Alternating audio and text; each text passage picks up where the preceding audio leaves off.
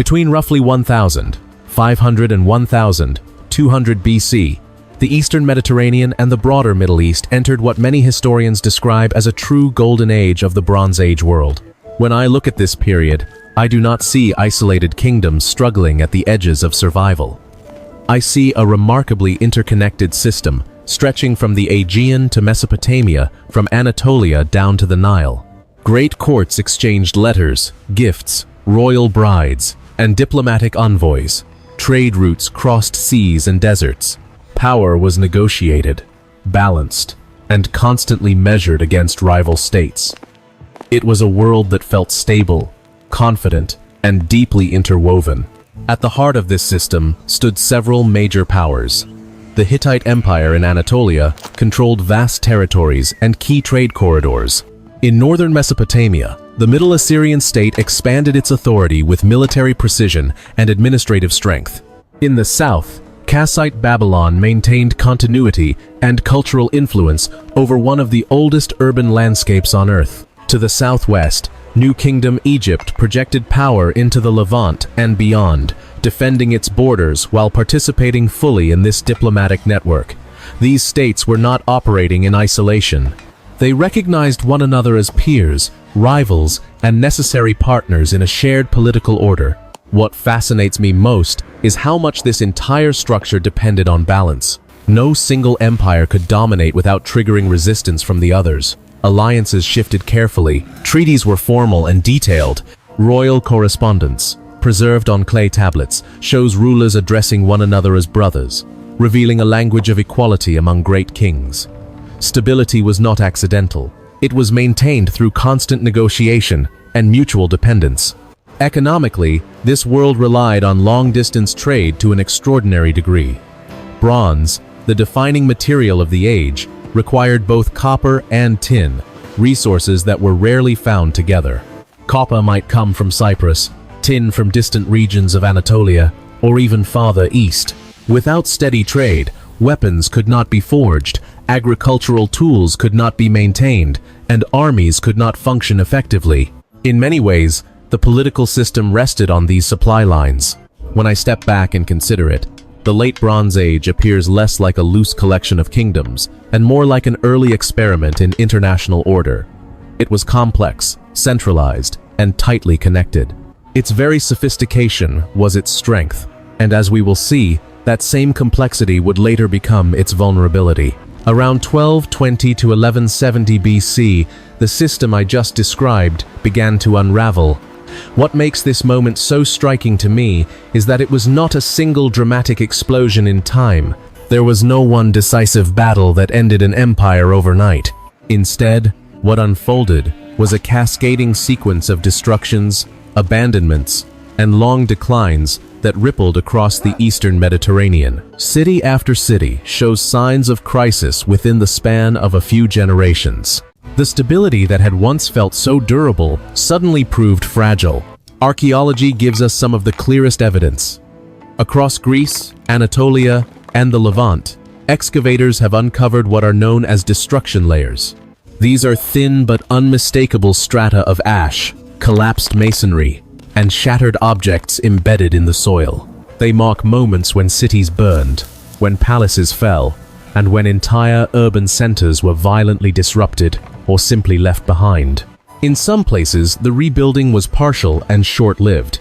In others, there was no rebuilding at all. The silence that followed can be just as revealing as the fire itself. When I reflect on this pattern, I am struck by how widespread it was. The collapse did not respect political boundaries.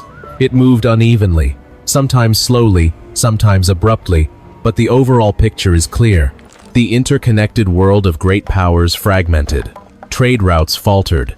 Administrative centers disappeared. Literacy declined in certain regions. In mainland Greece, writing vanished for centuries. In Anatolia, imperial authority disintegrated. What had once been a tightly coordinated international order broke apart into regional struggles for survival. Many historians consider this one of the most severe breakdowns of complex society in Mediterranean history. In scale and suddenness, it has been compared to, and in some ways judged more disruptive than, the later fall of the Western Roman Empire. That comparison is not made lightly. The late Bronze Age collapse did not simply change rulers. It altered population patterns, economic systems, and cultural continuity across a vast area. For me, this is the moment when the story shifts from confidence to uncertainty. A world that had seemed balanced and resilient entered a period of contraction and fear. The collapse was not theatrical in the way popular imagination sometimes portrays it, but it was profound.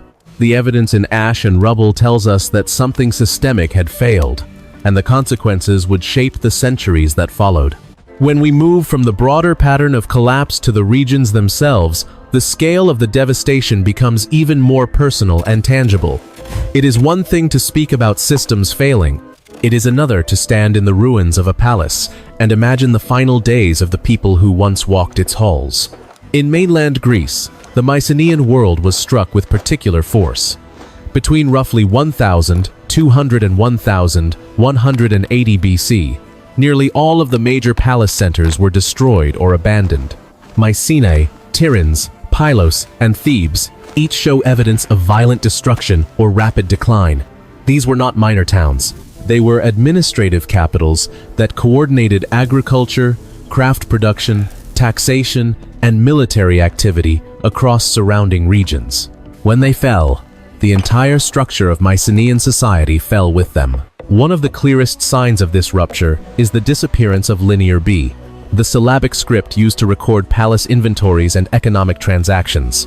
After the destruction of the palaces, this writing system vanished from use.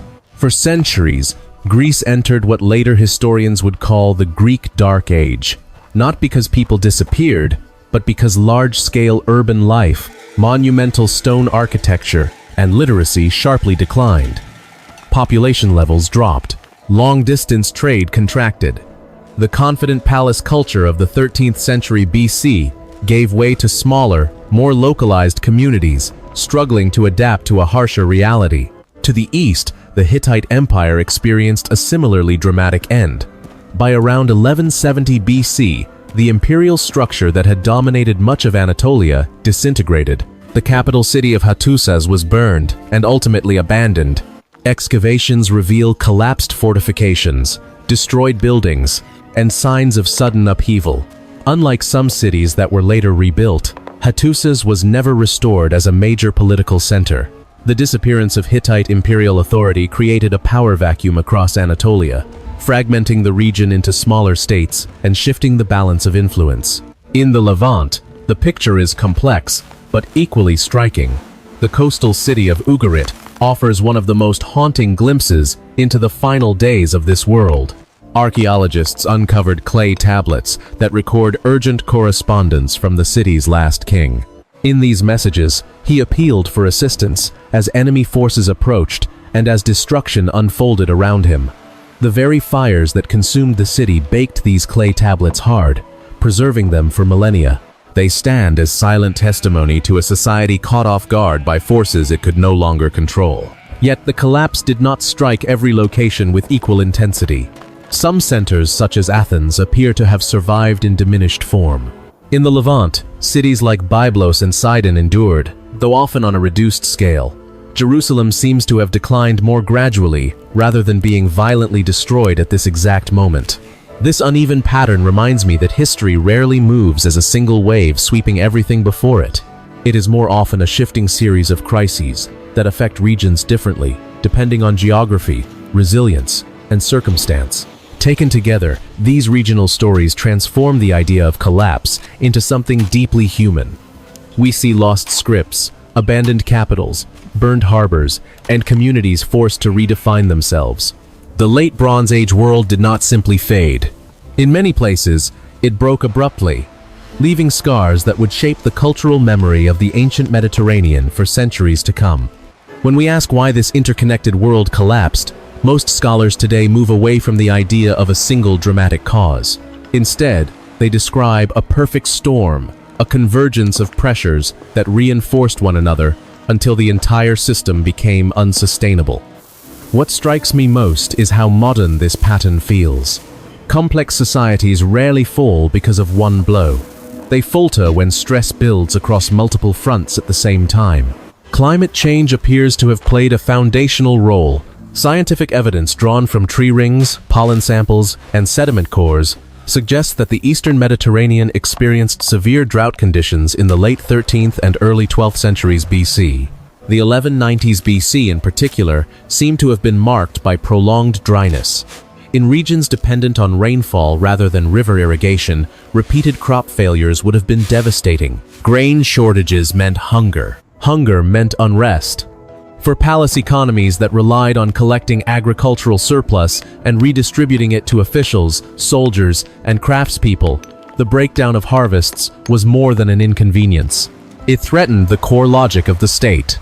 If rulers could no longer feed their administrative and military networks, their authority weakened rapidly.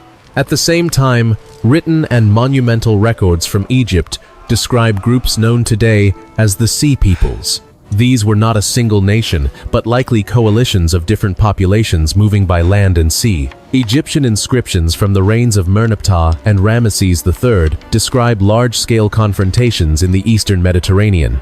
Egypt ultimately repelled these attacks, including battles in the Nile Delta, but the victories came at high cost. Maintaining defenses, mobilizing armies, and supporting displaced populations strained the royal treasury.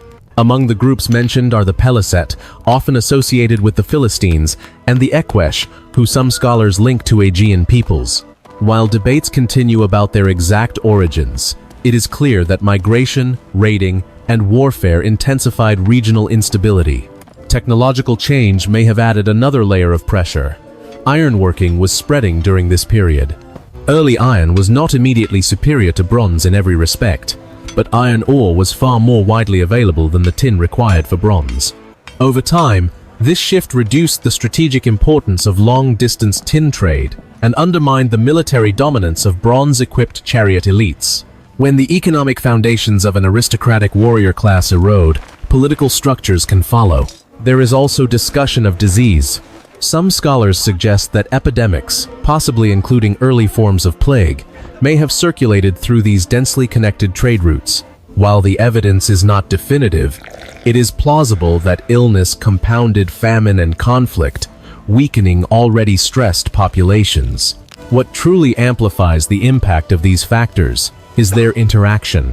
When one region suffered crop failure or political breakdown, refugees and displaced groups moved outward. Raiding increased. Trade routes became unsafe. As commerce faltered, surviving states lost access to essential materials such as copper and tin. Without secure trade, armies could not be properly equipped. Without armies, borders could not be defended. The collapse became contagious. For me, this layered explanation feels both sobering and realistic. The late Bronze Age world was sophisticated and resilient, but it was also tightly connected and therefore vulnerable. Environmental stress, migration, technological change, and possible disease did not act in isolation. Together, they created pressures that even powerful empires could not absorb. What makes the late Bronze Age collapse so compelling to me is that it did not simply erase a world, it cleared space for a different one. Out of the contraction and fragmentation of the 12th and 11th centuries BC, new societies emerged with structures that would shape the future of Europe and the Near East in profound ways. Along the Levantine coast, the Phoenician city-states began to rise in prominence. Cities such as Byblos, Sidon, and Tyre adapted to the new political landscape with remarkable flexibility. Without the heavy imperial oversight that had once dominated the region, these maritime communities expanded their trade networks across the Mediterranean. They were skilled shipbuilders, merchants, and navigators. Over time, their commercial reach extended to Cyprus, North Africa, and even parts of Iberia. In many ways, they helped reconnect a fractured Mediterranean world. One of their most enduring contributions was the development and spread of a phonetic alphabet. Unlike earlier complex writing systems that required years of specialized training, this alphabet was simpler and more accessible. It would later influence Greek writing and, through that pathway, the Latin alphabet that many of us use today. When I think about that continuity, it feels almost astonishing. The letters on our screens and pages trace part of their lineage back to this period of recovery after collapse. In the southern Levant, the kingdoms of Israel and Judah began to take clearer shape during the Iron Age. These emerging states developed distinctive political and religious traditions that would have lasting global impact. Their formation reflects how smaller regional powers could consolidate authority in the absence of large imperial domination. Further east, Assyria offers another example of resilience. The Middle Assyrian state contracted during the crisis, but did not disappear. Over the following centuries, it reorganized and eventually re-emerged as the Neo-Assyrian Empire, one of the most formidable military powers of the first millennium BC. This revival demonstrates that collapse was not uniform annihilation. Some cores endured, adapted, and returned with renewed strength. In Greece, the long recovery from the earlier devastation gradually led to the rise of the polis, the city-state structure that would define classical Greek civilization. By the 8th century BC, communities were building new political identities based on citizenship and local governance. These developments laid essential foundations for what we later recognize as classical antiquity. When I step back and look at this transformation, I see a world reshaped rather than ended. The Iron Age empires, the Greek city-states, and the cultural networks of the classical Mediterranean all grew from the debris of the late Bronze Age system. The collapse was painful and disruptive, but it also opened pathways for innovation, adaptation, and new forms of political life that would influence history for centuries. When I reflect on the late Bronze Age collapse as a whole, what stays with me most is its warning about complexity. These societies were not primitive or fragile in any simple sense. They were sophisticated, internationally connected, and politically organized at a high level. Yet their very interconnectedness made them vulnerable. When climate stress, migration, conflict, and economic disruption converged, the system could not absorb the shock.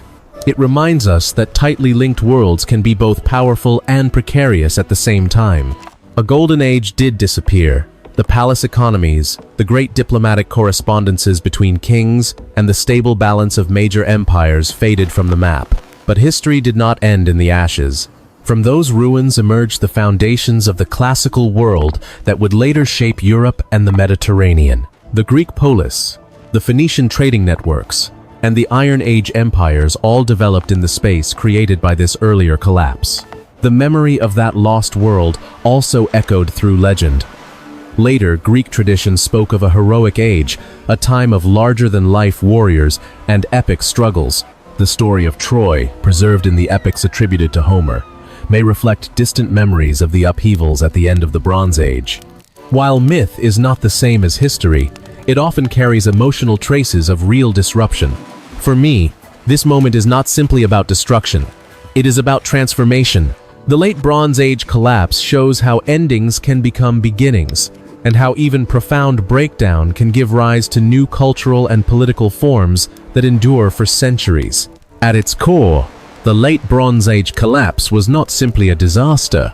It was a turning point in human history. An early form of globalization, built on trade, diplomacy, and shared systems of power, unraveled under the pressure of climate stress, warfare, disease, and its own internal complexity. Yet from that breakdown emerged the foundations of the ancient world we recognize today. For me, this story is both humbling and deeply relevant. It reminds us how strong societies can also be fragile, and how endings can create space for new beginnings. I would truly love to hear your thoughts. Do you see this collapse as tragedy, transformation, or both? Join the conversation in the comments. And if this journey meant something to you, subscribe to When History Broke so we can keep exploring the past together.